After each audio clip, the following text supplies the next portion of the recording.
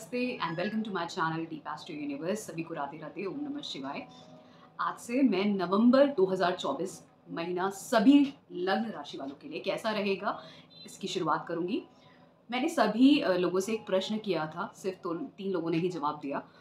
मैंने ये पूछा था कि आपको एस्ट्रोनॉमी ऑफ एस्ट्रोलॉजी के बारे में जानने में इंटरेस्ट है, क्योंकि बहुत सारे एस्ट्रोलॉजर बहुत तरीके की बातें ज़रूर करते हैं, लेकिन कभी कोई ऐसे वीडियोस नहीं बनाता है जिसमें एस्ट्रोनॉमी ऑफ एस्ट्रोलॉजी के बारे में बात हो। क्यों हम लोग जो एस्ट्रोलॉजर्स होते हैं वो अर्थ को रेफरेंस मान के ही सारा मैपिंग करते हैं, और जो हमारी एस्ट्रोफिज़िक्स होती है, जो रियल एस्ट्रोनॉमी होती है, जो साइंस है, जो एस्ट्रोफिज़िक्स है, वो सन को सेंटर मान के हर एक चीज़ को कैलकुलेट करती है, इंटर रिलेट करती है। सोलर सिस्टम में सन को सेंटर माना जाता है, लेकिन हमारी एस्ट्रोलॉजी में अर्थ को सेंटर माना जाता है हर चीज़।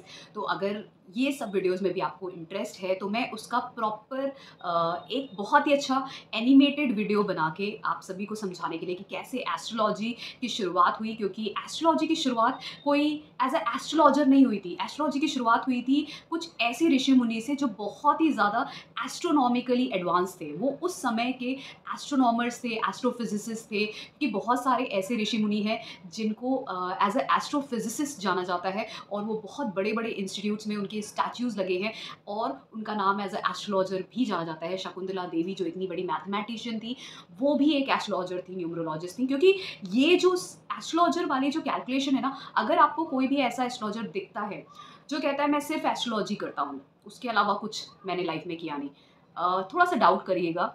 क्योंकि जितने भी ग्रेटेस्ट ऑफ एस्ट्रोलॉजर्स रहे हैं वो सब mathematics, analytical science, astronomy, astrophysics, दूसरे सब्जेक्ट्स जो फिजिक्स और डीप नॉलेज रिसर्च के होते हैं उनमें बहुत अच्छे रहे हैं।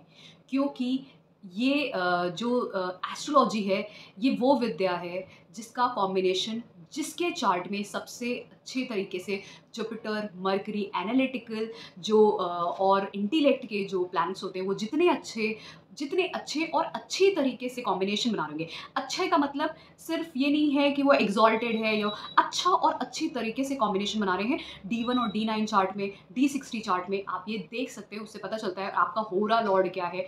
इससे कहीं ना कहीं आपको बहुत सारी और चीज़ें हैं जिससे आपको पता चलता है कि वो एक अच्छा एस्ट्रोलॉजर है। क्योंकि बहुत सारी ऐसी चीज़ें हैं, आजकल ये बिजनेस बन गया है बहुत अच्छी तरीके से। लोगों को अब क्या होता है कि अगर आप कोई भी एस्ट्रो का कोई भी अगर आप या तो चैनल उठा के देख लीजिए या फिर वेबसाइट देख लीजिए, वो सिर्फ बिजनेस चल रहा है। वहाँ पे उनकी एक डिमांड होती है कि आपकी जो फ़ोटो होनी चाहिए उसमें या तो आपने टीका लगाया हो या आप लग रहे हो एस्ट्रोलॉजर जैसे, तभी वो आपकी फ़ोटो को एक्सेप्ट करके लोगों को as a celebrity astrologer, top astrologer में दिखाते हैं, ताकि आप लगो एस्ट्रोलॉजर जैसे, चाहे आपको नॉलेज हो चाहे ना हो।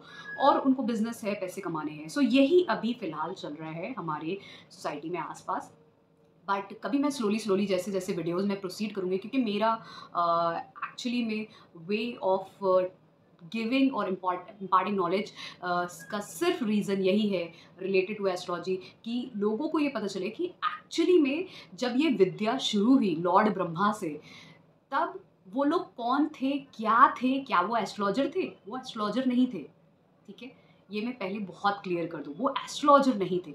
उनको एस्ट्रोनॉमर्स बोल सकते हैं। उस टाइम के वो एस्ट्रोनॉमर्स थे जो स्पेस को स्टडी कर रहे थे, एस्ट्रोफिजिसिस्ट थे। बहुत सारे लोगों को ये नहीं पता है कि जिन एक बहुत ही फेमस एस्ट्रोलॉजर के लिए उनको जाना जाता है कि उन्होंने इतनी पुरानी, वो ऋषि मुनि के तौर पे जाने जाते हैं, बट एक्चुअली में सबसे पहले उनको एस्ट्रोफिजिसिस्ट और मैथमेटिशियन के नाम से भी जाना जाता है, और उनके स्टैच्यूज़ बड़े बड़े इंस्टीट्यूट्स में हैं एस्ट्रोफिजिक्स और मैथमेटिक्स के।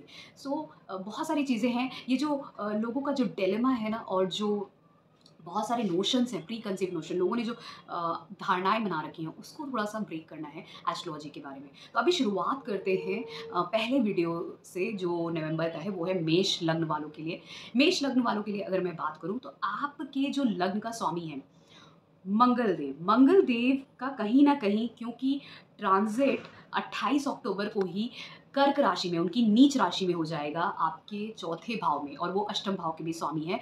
तो आप ये देखेंगे कि कहीं न कहीं मंगल देव का प्रभाव होने की वजह से आपको घर में काफ़ी सारी परेशानियाँ आ सकती हैं, लड़ाई-झगड़े के कारण बन सकते हैं और उसका रीज़न इनहेरिटेंस भी हो सकता है, या दूसरे का मनी या प्रॉब्लम्स घर में अचानक से किसी को एक्सीडेंट हो जाना या किसी और तरीके की तकलीफ़ होना किसी को घर में, इस तरीके की चीज़ें बनती हैं। फिर आपका भी जो मन होगा वो कहीं न कहीं स्थिर नहीं रहेगा, क्योंकि आपका खुद का जो पहले भाव के मालिक हैं वो मंगल देव बनते हैं और वो मन को रिप्रेजेंट करते हैं, आपके दिमाग को रिप्रेजेंट करते हैं, माइंड को, पर्सनैलिटी को। वो नीच हो रहे हैं चौथे भाव में और चौथा भाव आपके अंदर की जो आपका माइंड है उसकी पीस की बात करते हैं। मतलब कहीं न कहीं आपके अंदर जो सांत्वना होती है, जो आपके अंदर जो आप एक पॉज़िटिविटी को जो आप देखते हो अपने अंदर, एक पीस को देखते हो, और कहीं न कहीं ये आपके माता का भी भाव है। यहाँ पर जाके जब मंगल देव जाएँगे तो कहीं न कहीं उनकी वो जो ऊर्जा है वो कहीं न कहीं पूरी तरीके से समाप्त हो जाएगी। यहाँ पर ये आपको भी हेल्थ इश्यू, एक्सीडेंट होना या आपकी माता को कुछ तकलीफ़ होना, घर में कुछ विवाद होना, कुछ तकलीफ़ें आना, रियल एस्टेट से जुड़ी हुई, प्रॉपर्टी से जुड़ी हुई कोई प्रॉब्लम आना, इस तरीके की भी चीज़ें हो सकती हैं। तो यहाँ पर ये समय आपके लिए काफ़ी ज़्यादा महत्वपूर्ण बन जाता है कि आप उस पे ध्यान दें। और क्यों, अगर आपकी मंगल देव की महादशांतर प्रत्यंतर चल रहा होगा तो आपके लिए ये समय और भी ज़्यादा कष्टकारी हो सकता है। अब यहाँ पर नक्षत्र भी ऐसे आते हैं जो कहीं न कहीं आपको तकलीफ़ दे सकते हैं, क्योंकि यहाँ पर बृहस्पति देव का भी नक्षत्र आता है, फिर शनि देव का नक्षत्र आता है और साथ में बुध देव का भी नक्षत्र आता है। तो ये कहीं न कहीं आपको तकलीफ़ दे सकता है, इसका आपको ध्यान रखना चाहिए, क्योंकि कहीं न कहीं शनि देव का भी जो अभी ट्रांज़िट हो रखा है वो 11वें भाव में, वो भी वो वक्री हैं। तो ये समय आपको ख़ासकर 15 नवंबर तक ज़्यादा कष्ट दे सकता है। इसी तरीके से अब शुक्रदेव की बात करते हैं। शुक्रदेव आपके दूसरे और सप्तम भाव के मालिक हैं। दोनों ही मार्केश के भाव बनते हैं, दूसरा भाव हो चाहे सप्तम भाव हो। अब क्योंकि ये पहले आपके वृश्चिक राशि में रहेंगे अष्टम भाव में, फिर उसके बाद ये आपके जैसे-जैसे आगे प्रोसीड करेंगे तो 7 नवंबर को ये धनु राशि में चले जाएँगे। जब ये धनु राशि में जाएँगे तब आप कहीं न कहीं कुछ अच्छा प्रभाव देखेंगे 7 नवंबर से। अब वो जो प्रभाव होगा वो आपकी शादी का योग बनाता है।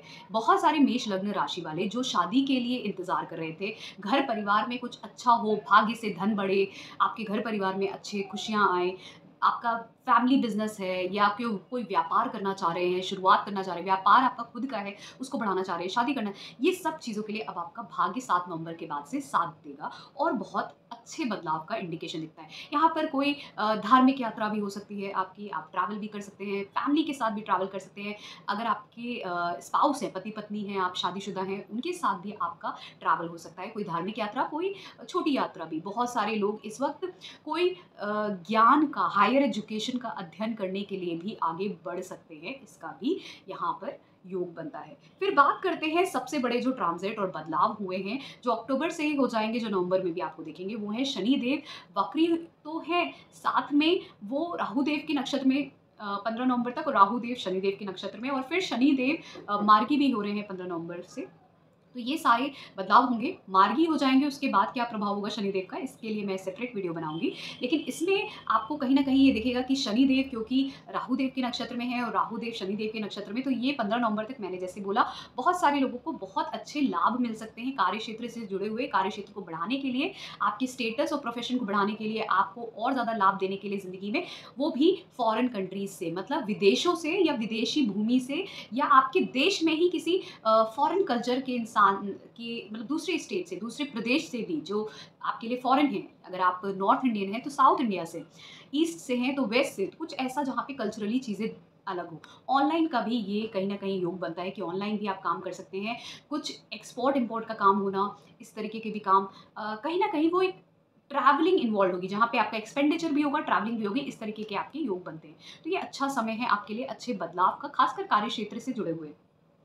इसी तरीके से अगर मैं बृहस्पति देव की बात करूँ तो बृहस्पति देव फिलहाल आपके दूसरे भाव में हैं, वक्री हो जाएँगे 9 अक्टूबर से। तो कहीं न कहीं इनका जो प्रभाव रहेगा आपके दूसरे भाव में, ये इनका जो प्रभाव है बृहस्पति देव, क्योंकि आपके 9वें और 12वें भाव के मालिक हैं, दूसरे भाव में जाएँगे, तो जैसा मैंने बोला, विदेश से धन कमाने के योग सबसे ज़्यादा बनते हैं। विदेश जाने के, विदेश से मेरा मतलब विदेशी भूमि या दूसरा देश नहीं, बल्कि आपके ही देश में दूसरा प्रदेश हो सकता है जो आपके कल्चर से बिल्कुल ही अलग है, फॉरेन है। तो वहाँ से धन कमाने के योग सबसे ज़्यादा बनते हैं। फैमिली, बिजनेस, बैंकिंग और फाइनेंस के कामों के लिए भी ये समय आपके लिए बहुत अच्छा है, जो लोग जाना चाहते हैं। लेकिन धन कमाने के रास्ते दूसरे जगह पे जाके, दूसरा कहीं कल्चर में आपका योग बनता है, दूसरे कामों से, दूसरे कल्चर से ट्रैवल करके इस तरीके की चीज़ें ज़रूर बनती हैं। इसी तरीके से क्योंकि बृहस्पति देव दूसरे भाव में है, ये आपको इनहेरिटेंस और जो भी आप इन्वेस्टमेंट करते हैं पैसे, उससे भी धन कमाने के भी रास्ते बताता है। आपके कार्य क्षेत्र में ज़रूर बदलाव देगा। वक्री हो रहे हैं, कार्य क्षेत्र में बदलाव देने के साथ साथ आपको कार्य क्षेत्र की वजह से दूर ले जाना घर से, इसके भी योग बनाता है। बहुत सारे लोग इस समय में कोई नई सर्विस, जो जैसे गवर्नमेंट सर्विसेज होती हैं, उसमें भी जा सकते हैं, कोई कंपटीशन क्लियर कर सकते हैं। कोई अगर ऐसी फील्ड में जाना चाहते हैं जो बैंकिंग, फाइनेंस, सीए से जुड़ी हुई है, कोई ऐसे कंसल्टेंसी में जाना चाहते हैं, कंसल्टेशन देने वाले काम, जैसे आप अगर लॉयर भी हैं तो कंसल्टेशन देते हैं, अगर आप कोई ऑकल्ट साइंटिस्ट, एस्ट्रोलॉजर भी हैं तो कंसल्टेशन देते हैं, टीचर भी हैं तो कंसल्टेशन देते हैं, कोई भी ऐसे हैं जिसमें आप कंसल्टेशन देते हैं, डॉक्टर भी हैं तो कंसल्टेशन देते हैं एज अ फिजिशियन, तो ये सब कामों में भी आपको बहुत मदद मिलेगी। इसी तरीके से फिर बात करते हैं, क्योंकि मैंने शनि देव, राहु देव की बात की, बृहस्पति देव की बात की, शुक्र देव, मंगल देव की, अब बात कर लेते हैं हम वहीं पर सूर्यदेव और बुध देव की। सूर्यदेव फिलहाल 16 नवंबर तक तुला राशि में अपनी नीच की राशि में रहेंगे, सप्तम भाव में। अब ये पंचम भाव के मालिक हैं। पंचम भाव के मालिक जब सप्तम भाव में रहेंगे तो ये आपका केंद्र और त्रिकोण का राजयोग बनेगा। और यहाँ पर अगर आप ध्यान देंगे तो 1 नवंबर से बुध देव वृश्चिक राशि में एंटर कर जाएंगे, और क्योंकि ये आपके छठे भाव के मालिक हैं तो यहाँ पर बुध देव का प्रभाव 1 नवंबर से ही आपको दिखने लगेगा। लेकिन सूर्य देव क्योंकि 16 नवंबर तक सप्तम भाव में रहेंगे, तो ये उन लोगों के लिए अच्छा है जो लव मैरिज करना चाहते हैं। लव मैरिज करने के लिए अच्छा समय है, चाइल्ड बर्थ के लिए अच्छा समय है, जो लोग प्रयास कर रहे हैं गवर्नमेंट सर्विसेज का, उनके लिए ये अच्छा समय है। अब लोग बोलेंगे यहाँ पर सूर्यदेव तो नीच के हो रहे हैं 16 नवंबर तक, लेकिन मैं आपको बता दूं बहुत सारी ऐसी कुंडलियां हैं जहां पर मैंने देखा है कि सूर्यदेव भले ही नीच के हो गए हैं, लेकिन वो केंद्र में है, त्रिकोण में है, तब भी वो बहुत अच्छा फल दे रहे हैं। अब ये क्यों देते हैं? वो इसलिए देते हैं क्योंकि जो तुला राशि होती है वहाँ पर अगर आप नक्षत्र देखेंगे तो वहाँ पर बृहस्पति देव का भी नक्षत्र आता है, वहाँ पर राहु देव का भी नक्षत्र आता है, वहाँ पे मंगल देव का भी नक्षत्र आता है। तो मंगल देव, राहु देव, बृहस्पति देव का नक्षत्र आता है, और वहाँ पे सूर्य देव है। अब सूर्य देव जब बृहस्पति देव के नक्षत्र में होंगे तब भी अच्छा प्रभाव देंगे, मंगल देव के नक्षत्र में होंगे तो भी अच्छा प्रभाव देंगे, राहु देव के नक्षत्र में होंगे तो वहाँ पर आपको थोड़ी सी कठिनाइयाँ हो सकती हैं, लेकिन फिर भी ये कहीं ना कहीं आपको गवर्नमेंट में उच्च पद दिलाने के लिए सामर्थ्य रखते हैं। लेकिन जब शुरुआत के जो नक्षत्र, आपको नक्षत्र की जो डिग्रियां होती हैं जो तुला राशि में आती हैं, और जो अंत की जो डिग्रीज होती हैं, उनमें आपका जब सूर्य देव जाएंगे तो आपको अच्छा प्रभाव ही देंगे इस सप्तम भाव में नीच का होने के बावजूद भी। और ये बहुत अच्छा केंद्र और त्रिकोण का राजयोग भी बनाते हैं, तो इसलिए इस चीज़ का ध्यान रखिएगा, आपको अच्छा फल ही मिलेगा। 16 नवंबर के बाद जब ये वृश्चिक राशि में जाएंगे तो क्योंकि 1 नवंबर से बुध देव भी, जो आपके तीसरे और छठे भाव के मालिक होते हैं, वो अष्टम भाव में ही रहेंगे वृश्चिक राशि में, तो यहाँ पे सूर्य देव और बुध देव बुधादित्य योग बनाएंगे। अब अष्टम भाव पे लोग बोलेंगे कि अष्टम भाव में सूर्य और बुध मिलके कौन सा अच्छा प्रभाव देंगे, लेकिन ध्यान रखिए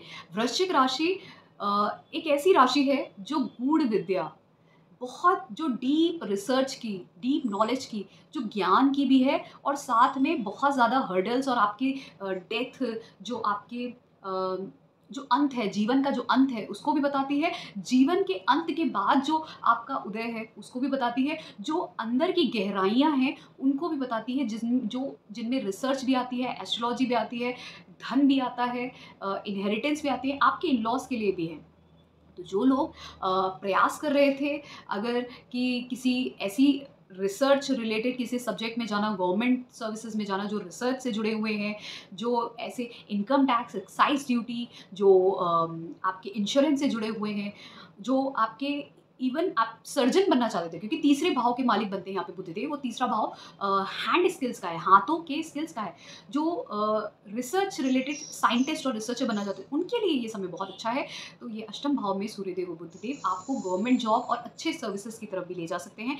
याद रखिएगा, यहाँ पर आपके अगर शादीशुदा हैं तो यहाँ पे आपके इन लॉज के साथ थोड़े प्रॉब्लम हो सकते हैं, ईगो क्लैशेज हो सकते हैं, लेकिन वैसे ये समय आपके लिए बहुत अच्छा दिखता है। खासकर आपको कोई नया कार्य मिले, नए कार्य क्षेत्र में जाएं, पर आपको जो ध्यान देना होगा वो ये देना होगा कि आपके जो रिलेशनशिप है, अगर आप रिलेशनशिप में है वहाँ पे प्रॉब्लम आ सकती है, ईगो क्लैशेस हो सकते हैं, आपके मनमुटाव हो सकते हैं, बच्चों के साथ कुछ दिक्कत आ सकती है, या आप खुद अगर बच्चे हैं, एजुकेशन ले रहे हैं, वहाँ पे आपका मन कम लग सकता है, अपने कार्य से, अपनी विद्या से थोड़ा भटक सकते हैं, अपनी नॉलेज से कहीं आप भटक सकते हैं, आप अपने सही मार्ग से, दिशा से थोड़ा सा ध्यान आपका भटक सकता है किन्हीं और चीज़ों को लेकर, जिसकी वजह से आप अपनी पढ़ाई पे ध्यान ना दे पाएँ, ये भी हो सकता है। तो इसका ध्यान रखिएगा। केतु देव की बात कर लेते हैं।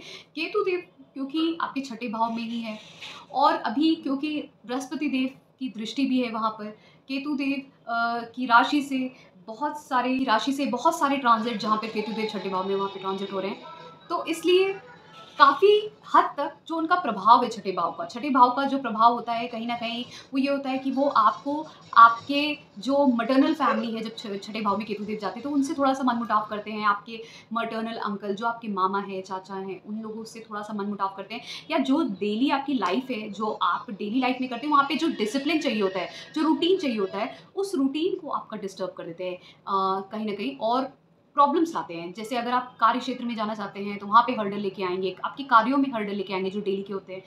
इस तरीके के काम करते हैं लेकिन केतु देव जब छठे भाव में होते हैं। लेकिन ध्यान रखिएगा, क्योंकि यहाँ पे बृहस्पति देव की दृष्टि भी आ रही है, बहुत सारे और ग्रहों की भी दृष्टि आ रही है, कंजंक्शन हो रहा है, तो चीज़ें, वो जो प्रभाव है केतु देव का, वो कहीं न कहीं कमज़ोर हो जाता है। इसीलिए ख़ासकर अभी आपको उनका प्रभाव थोड़ा कम दिखेगा, लेकिन काफ़ी हद तक उस तरह से जो प्रभाव दिखना चाहिए, जब केतु देव अकेले होते, किसी बृहस्पति देव की दृष्टि ना होती, तो उसका प्रभाव थोड़ा कम दिखता है। लेकिन यहाँ पर आपको मैं बोलूँगी, कोई भी चीज़ लोन पे मत लीजिएगा, कुछ भी डेब्ट पे मत दीजिएगा, कुछ भी ऐसा मत करिएगा, पैसे से जुड़ा हुआ कुछ भी मत करिएगा, फिर आपको दिक्कत आएगी। मैं इसी सब चीज़ों को संक्षेप में, ब्रीफ आउट में बताती हूँ। Health, wealth, marriage, relationship, career को लेके। हेल्थ को लेके बात करूँ तो आपका जो लग्न का स्वामी है वो कमज़ोर है पूरे महीने, तो कहीं न कहीं आपको अपनी हेल्थ पे ध्यान देना होगा। इसी तरीके से अगर मैं वेल्थ की बात करूँ, दूसरे भाव में बृहस्पति देव है, उनकी दृष्टि अष्टम भाव, छठे भाव और खासकर दसम भाव पे, सब जगह जितने भी आपके धन के भाव हैं उन पे है, और धन के भाव में बैठे हैं, तो धन को कहीं ना कहीं बढ़ाते हैं, आपकी वेल्थ को बढ़ाते हैं। मैरिज रिलेशनशिप की बात करें, जो लोग लव रिलेशन से मैरिज की तरफ जाना चाहते हैं उनके लिए ये समय बहुत अच्छा है, चाइल्ड बर्थ के लिए अच्छा है, और कहीं ना कहीं अगर आप मैरिड हैं तो भी समय आपके लिए ये बहुत अच्छा है, खासकर 7 नवंबर के बाद से बहुत ही अच्छा है। आप ट्रिप पे जा सकते हैं, एंजॉय कर सकते हैं, इन सब चीज़ों के लिए बहुत अच्छा है। फिर बात करते हैं करियर की। करियर के लिए खासकर जो मैं देखती हूँ, आपको विदेशों से फ़ायदे मिल सकते हैं, लाभ मिल सकते हैं, अपॉर्चुनिटीज़ मिल सकती हैं इस समय में। विदेशों से धन कमाना, ट्रैवल करके कुछ ऐसे धन कमाना, बदलाव करके अपने जीवन में, या एक जगह से दूसरी जगह जाके बदलाव करके अपने जीवन में धन कमाना, इस तरीके की चीज़ें दिखती हैं। अगर आप व्यापार भी शुरू करना चाहते हैं, व्यापार को भी बढ़ाना चाहते हैं, तो ऑनलाइन के तरीकों से भी यहाँ पर दिखता है कि आप उसको बढ़ा सकते हैं अपने काम को। तो ये था मेरा एनालिसिस नवंबर मंथ के लिए, नवंबर महीने के लिए, कि कैसा रहेगा मेष लग्न वालों के लिए नवंबर महीना। अगर आपको पसंद आया है so please to subscribe to my channel Astro Universe, और अगर आपको कंसल्टेशन चाहिए तो उसके लिए भी आप मुझे कॉन्टैक्ट कर सकते हैं। Thank you so much.